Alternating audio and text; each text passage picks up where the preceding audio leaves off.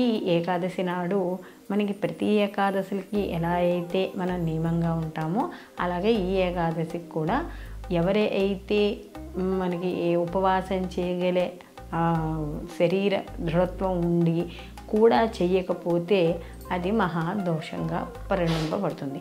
అంతేగాని ఏదైనా కాస్త బాలింత్రాలు కానీ లేకపోతే శరీరంలో కాస్త నిస్సత్తుగా ఉండడం, లేక పెద్దవాళ్ళు అయి ఉండడం, మరీ చిన్నపిల్లలు ఉండడం, ఇలాంటి వాళ్ళకి ఇవేమీ వర్తించవు. అయితే ఓపిక ఉన్నవాళ్ళు మాత్రం తప్పకుండా ఏకాదశి వ్రతాన్ని, అందులో ముఖ్యంగా గృహస్థుడు ఏకాదశి వ్రతాన్ని అనేది పాటించాలి.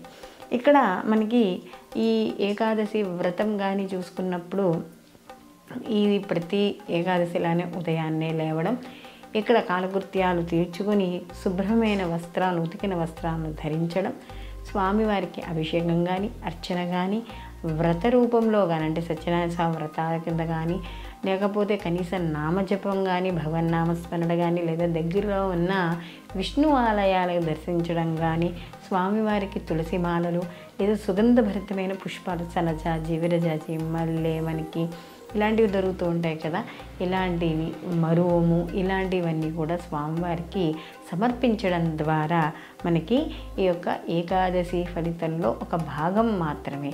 మరి ఇవేమీ మాకు దొరకకపోతే స్వామివారి అనుగ్రహం కలగదా? కలుగుతుంది. ఎప్పుడు అంటే ఖచ్చితంగా ఉపవాసము అంటే మనం ఉపవాసం చెప్పేటప్పుడు కూడా ఏం చెప్తున్నాం? స్వామివారికి అంటే ఉపవాసము భగవంతుడికి దగ్గరగా ఉండడం అంటే భగవన్నామ స్మరణ చేసుకుంటూ ఉండడం. ఏమీ చేయలేని వాళ్ళు కనీసం భగవన్నామ స్మరణ చేసుకున్నా కూడా ఎవరైతే ఉపవాసంతో ఓపికతో ఉన్నవాళ్ళు ఉపవాసం చేశారో అంత ఫలితం కూడా కలుగుతుంది.